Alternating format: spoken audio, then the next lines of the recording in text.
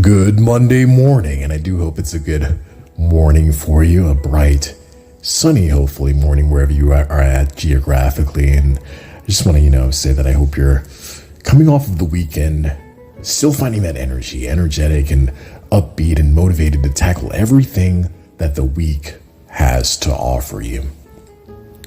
I just want to, pray and speak into your life wellness in your mind, spirit, soul, and body, and that you're just fulfilled and finding joy. That your conscious is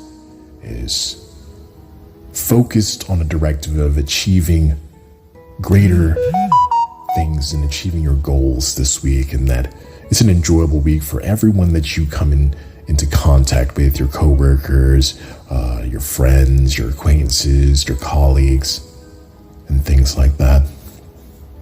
We spoke about culture barriers on Friday, so this morning we're going to shift away and we're going to speak about something a little bit controversial, especially where it concerns, the brotherhood of man and then subsequently the Christian community, right? Or vice versa.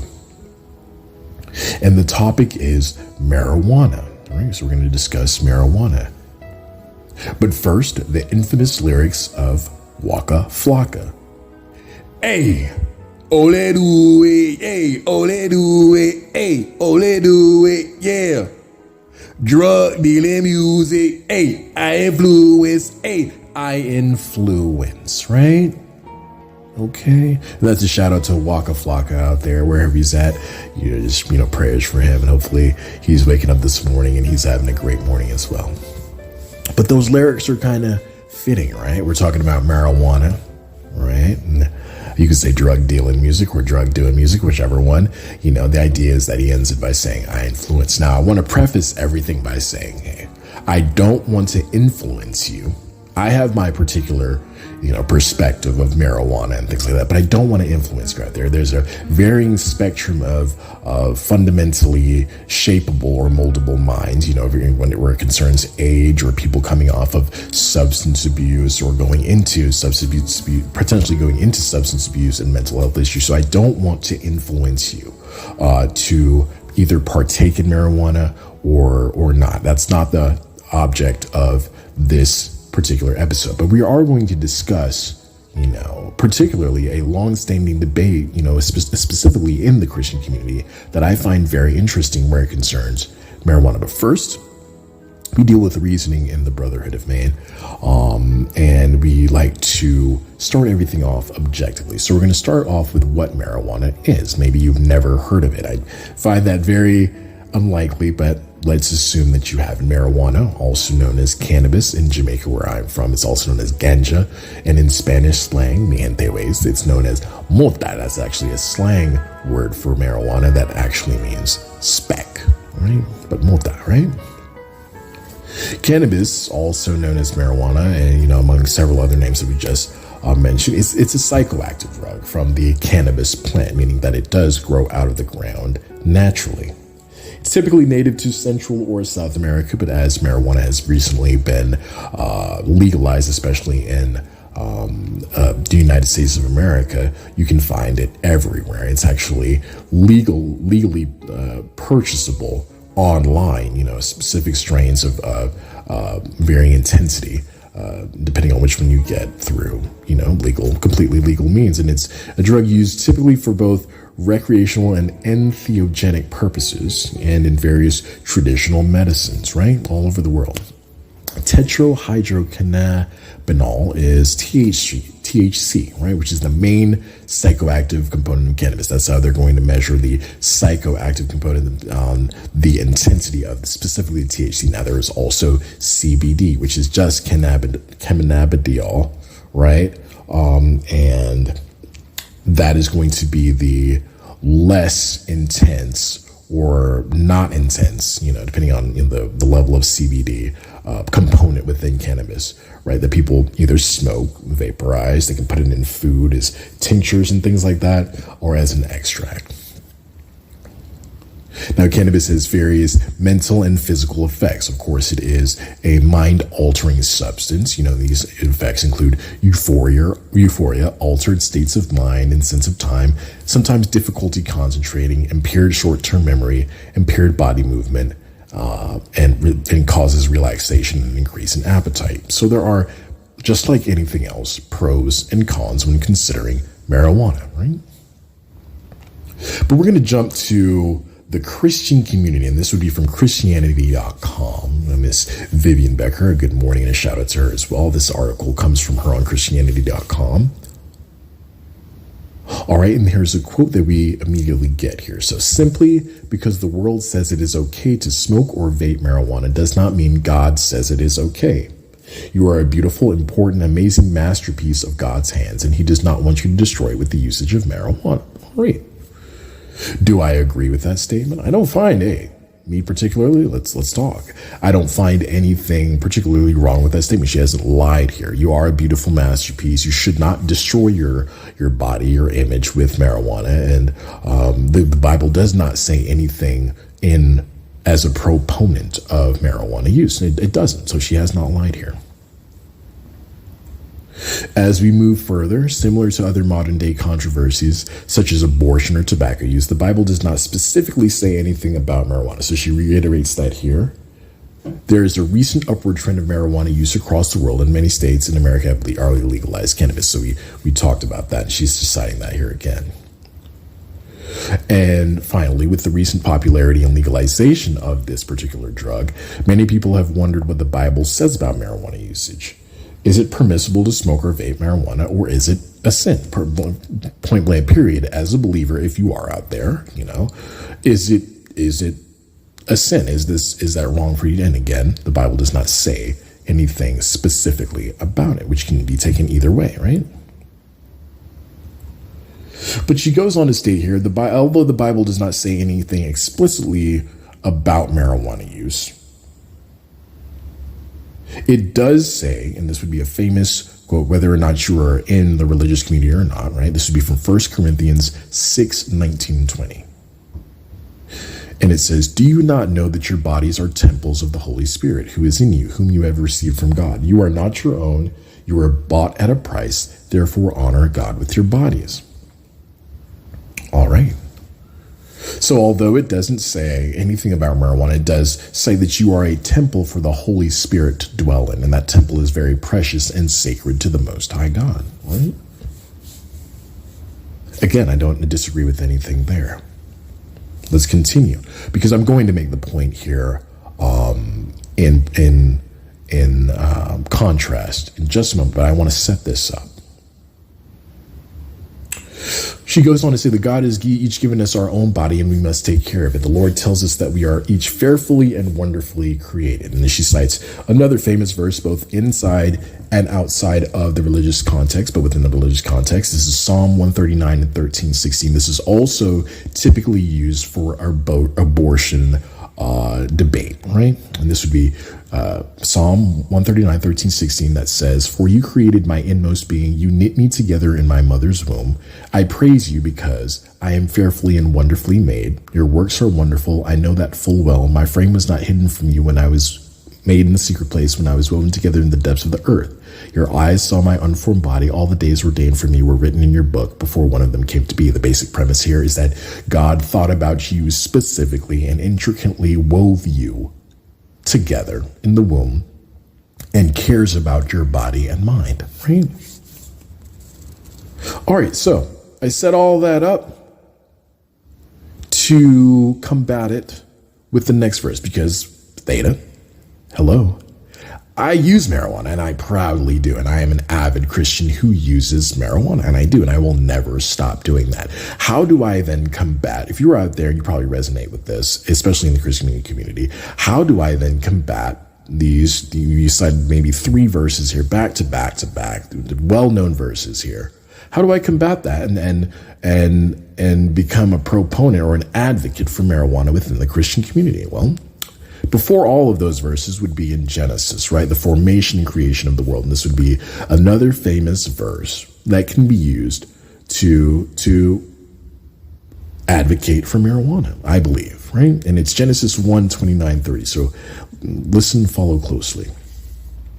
And God said, behold, I have given you every herb bearing seed which is upon the face of all the earth, and every tree in the which is the fruit of a tree yielding seed, to you it shall be for meat, right?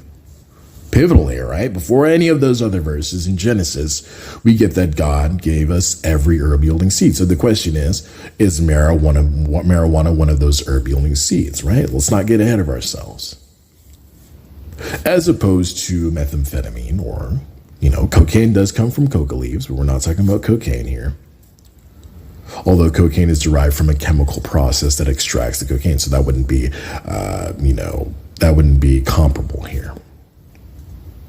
However, when we talk about marijuana, its psychoactive effects, its medicinal effects, it's derived simply from the marijuana, right? Just from the marijuana alone, you can put it in food as edibles. Its psychoactive effects would be derived from simply marijuana. No chemical process. You don't have to do anything chemically to it to alter it. And marijuana does grow out of the ground, naturally occurring in the earth, right?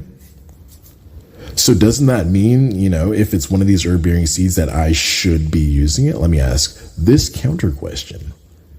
We eat tomatoes, right? If a tomato got you high, right? That's what we're dealing with. It is not going to beat around the bush here. Every pun intended. If a tomato got you high, right? Would you then stop eating tomatoes because tomatoes got you high? Or theta, I know what I would do, right?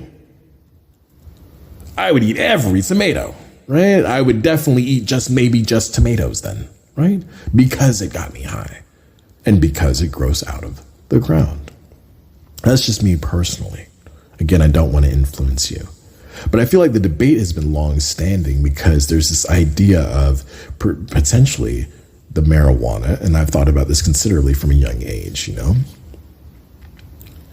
Marijuana being the tree of the knowledge of good and evil, specifically for what it does to the brain, right? It kind of opens the eyes if you've ever participated in it, right? Which would mean, and there's biblical substantiation here for us not using particularly marijuana that we're not talking about. Is it then the tree of the knowledge of good and evil?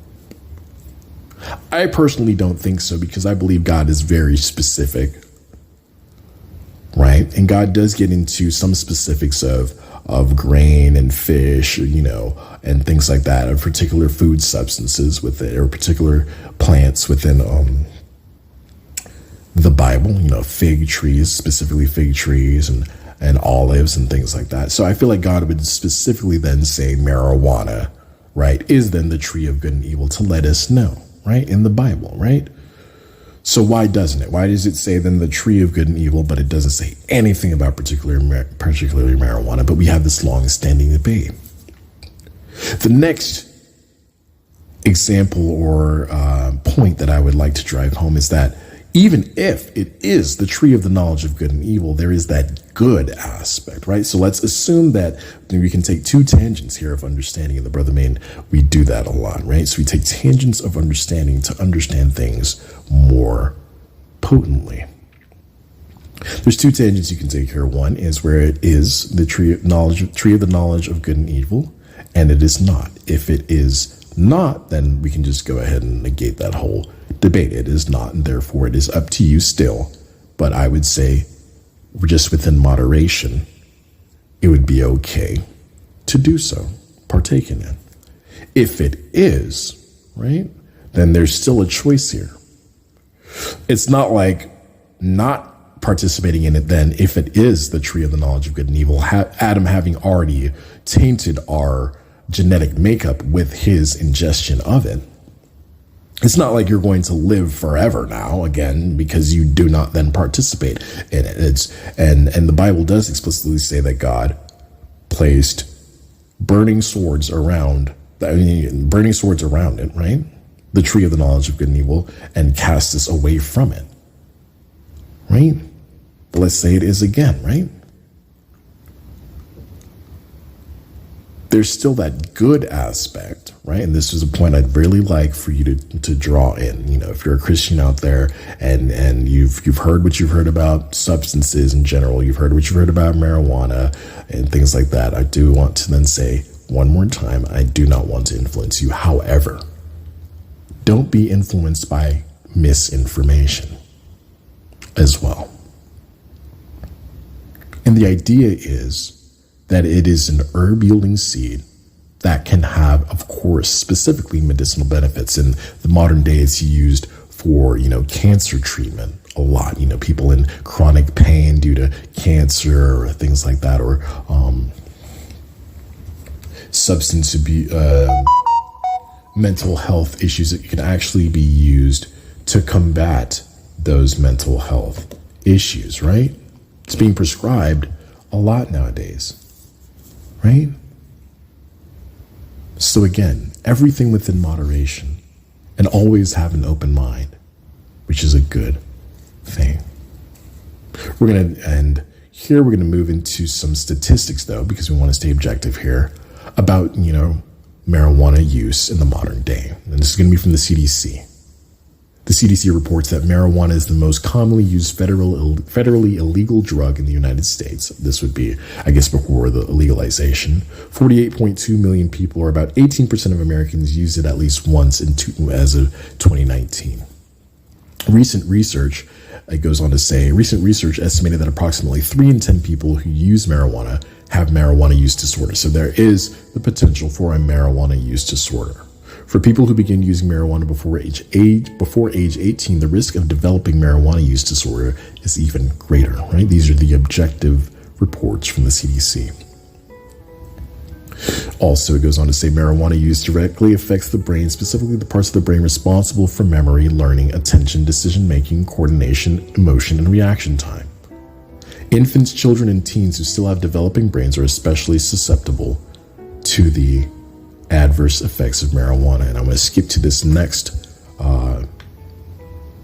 report here. Is that using marijuana during pregnancy may increase the person's risk for pregnancy complications. Pregnant and breastfeeding persons should avoid marijuana. So I would, I preface by saying one thing. I would, as we move to the closing of this episode, also make a statement to anybody who's pregnant. Of course, substances, when you're pregnant, any substance, right? Whether you're abusing it or not, any, drug or substance, alcohol even, it should not be ingested for the sake of the unborn child, right?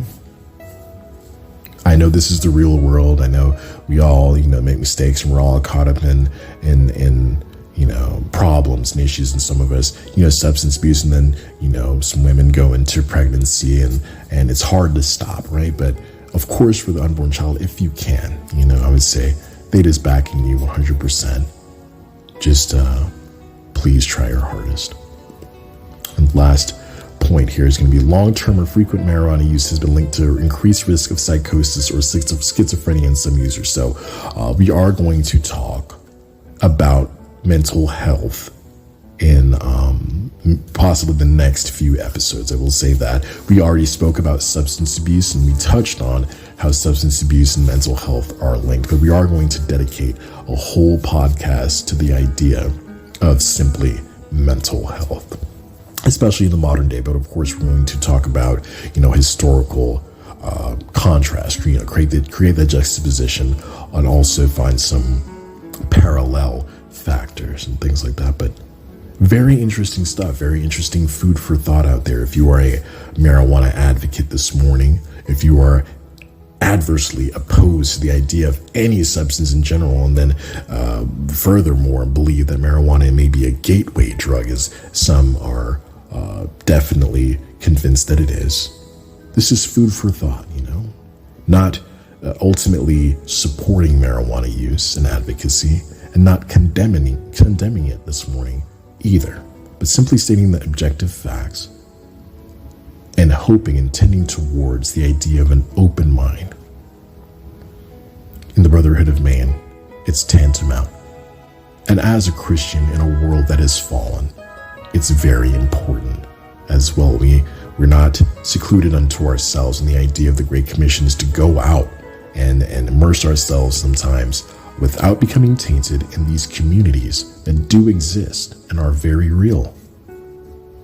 So to have a closed mind wouldn't be advantageous to reaching that next person and bringing them to Christ. And we'll have the final word. Never fear participating or partaking in any good or perfect thing God has provided, but also practice caution concerning the conscious and our inherent fallible tendencies to excessively indulge or abuse products which might bloom reminiscent of unfolding epiphanies, exposing our inner flaws, and revealing new paradigms of ascension and opportunities to convene as one people. Thank you for listening, and blessings from the Brother Main.